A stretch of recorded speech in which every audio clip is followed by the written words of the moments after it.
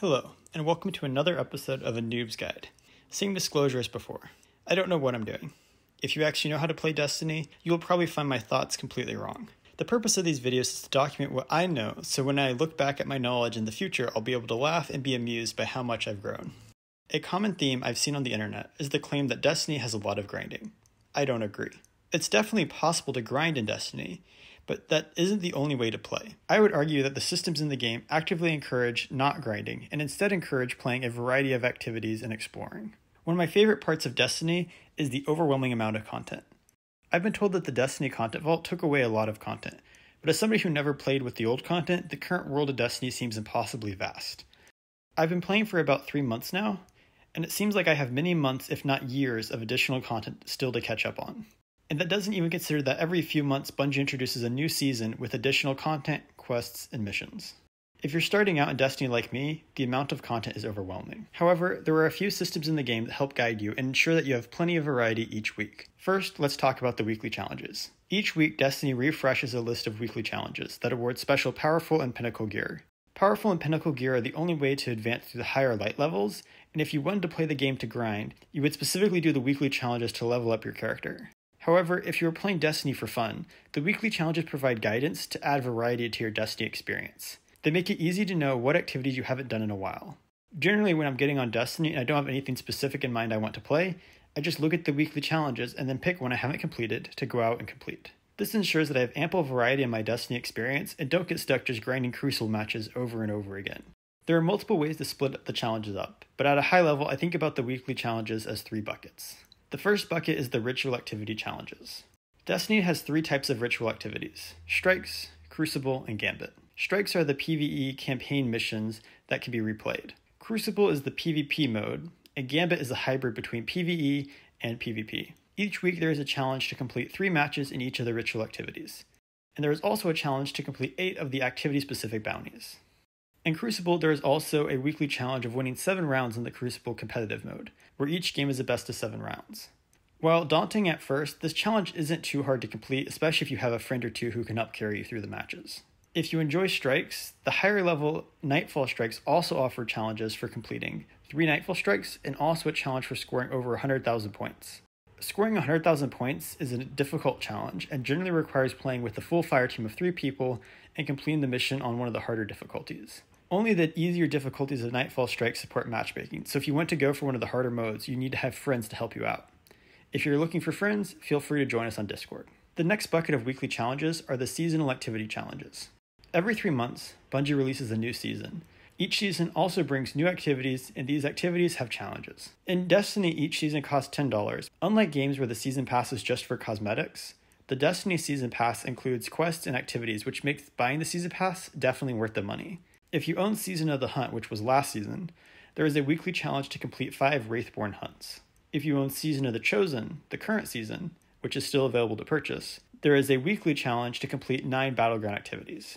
The Battleground Activities are a ton of fun and very high intensity, without being overly difficult. However, if 9 activities seems like too much of a commitment, don't worry. You'll receive a Battlegrounds Challenge completion prize for every 3 activities you complete, but only for the first 9 Battlegrounds you complete each week. In addition to the seasonal activity challenges, there are also seasonal exotic challenges. Both Season of the Hunt and Season of the Chosen introduced a new exotic weapon mission where you can complete a repeatable mission to get an exotic weapon.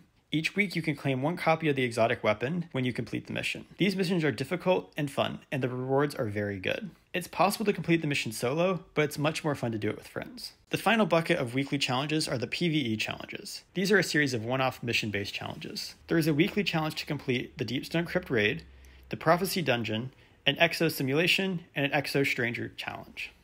Overall, the weekly challenge system helps provide variety of playing ritual activities, seasonal activities, and high-level PvE content. If you are like me, the weekly challenges are more than enough to keep you busy. I've never been able to complete all the weekly challenges in a given week. If you ever get bored of pursuing weekly challenges, Destiny has even more to offer: seasonal challenges. Each week, Bungie releases a set of seasonal challenges. Unlike the weekly challenges, which reset each week, the seasonal challenges are for the entire season, but are just released weekly.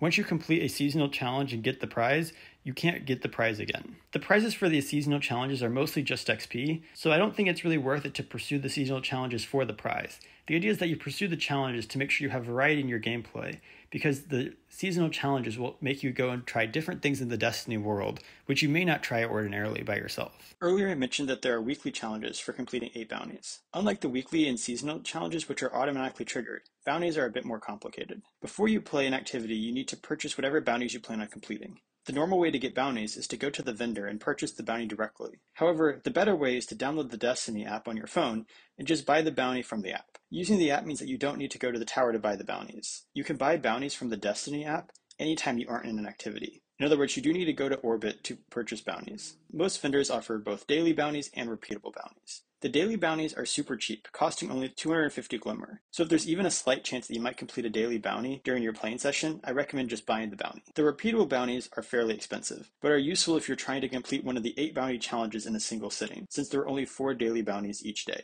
In addition to being necessary for the weekly bounty challenges, collecting bounties will also reward you XP and sometimes other bonuses. In particular, the gunsmith vendor Banshee offers weapon calibration bounties, which require you to use specific weapons to get kills in any activity. These bounties are extremely good to get, since in addition to normal XP rewards, they also offer mod components. Mod components are used to buy weapon and armor mods from Banshee. Many of the best weapon and armor mods can only be acquired by buying them from Banshee, and Banshee bounties are the only way to get the mod components you need to buy them. You are limited to only 4 Banshee bounties each day, so it's a good idea to complete these bounties since they are easy to complete and have valuable rewards.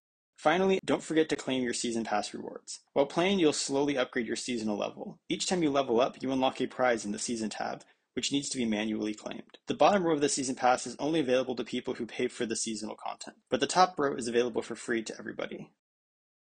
Perhaps this video taught you something you didn't know, or perhaps my foolishness gave you endless laughs as you were watching the video. Either way, I'm looking for friends to play Destiny with, so feel free to reach out or join us on Discord.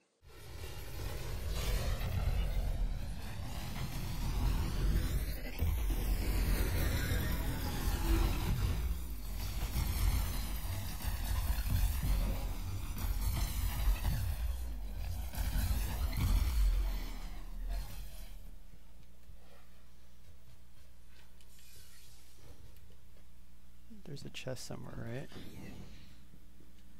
I found it. Is there a dead Exo in here too? Yep, I think right over here. Oh no, it's a Vex. Where are you, Cody? Check over here. Oh, this one. Oh, there it is. I see this thing. Yep. Found it. Lack of motivation. Crime spells without the